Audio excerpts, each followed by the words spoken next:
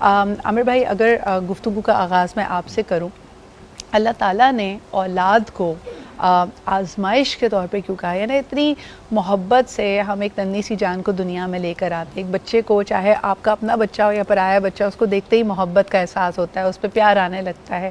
تو پھر یہ آزمائش کیسے؟ بسم اللہ الرحمن الرحیم.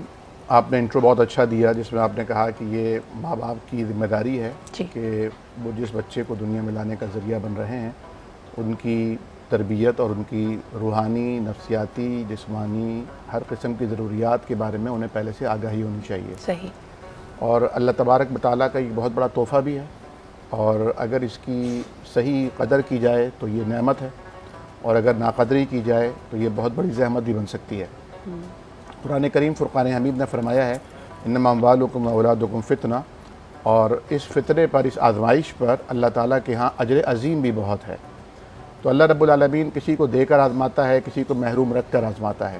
اور انسانی زندگی میں اولاد کی بہت اہمیت ہے، اور خاص طور پر یہ کہا جاتا تھا کہ اگر تمہاری نریرہ اولاد نہیں ہوتی تو تمہارا نام آگے کون بڑھائے گا اور تمہارا وارث کون بنے گا. لیکن حضور کریم صلی اللہ علیہ وسلم کو اللہ نے بیٹیاں عطا فرمائیں، اور پھر خیر کثیر اور پھر کوثر جیسی خوشخبریاں عطا فرمائیں.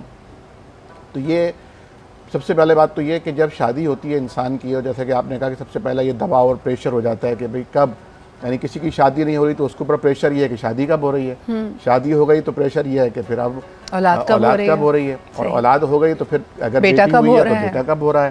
تو یہ ایک پریشر ہے جو معاشرہ بلا وجہ دیتا ہے. اور ہمیں حکم یہ دیا گیا ہے کہ آسانیاں پیدا کرو، بشروا ولا تنفروا، ایک دوسرے کے لیے بشارت کے معاملات کرو، یسروا ولا تعسروا، آسانیوں کے معاملات کرو، دشواریوں کے معاملات نہ کرو. کسی کا ایک جملہ، کسی کا کوئی ایک سوال کسی کو اذیت میں مبتلا کر سکتا ہے، اس کی رات کی نیند اڑا سکتا ہے. اس میں بہت احتیاط کی ضرورت ہے. سب سے پہلی بات تو یہ کہ یہ فکر ہوتی ہے کہ اولاد کیوں نہیں ہو رہی. تو اس میں پہلی آزمائش کا باعث تو یہ بنا کہ بہت سے لوگ پھر خدا نخواستہ ناجائز ذرائع اختیار کر لیتے ہیں، یعنی اللہ کے در سے لو لگانے کے بجائے غیر اللہ کے دروازے پر چلے جاتے ہیں، تو شرک جیسی قباحت کا میں مبتلا ہوتے ہیں. پھر اگر اللہ نے بیٹیاں دے کر آزمانا چاہا ہے تو پھر یہ احساس ہوتا ہے کہ بیٹی تو اچھی چیز نہیں ہے، تو بوجھ ہے، اس سے تو ہمیشہ کھلاتے رہو، پلاتے رہو، پھر ودا کرنا پڑے گا. اصل تو ہمارا سرمایہ بیٹا ہے.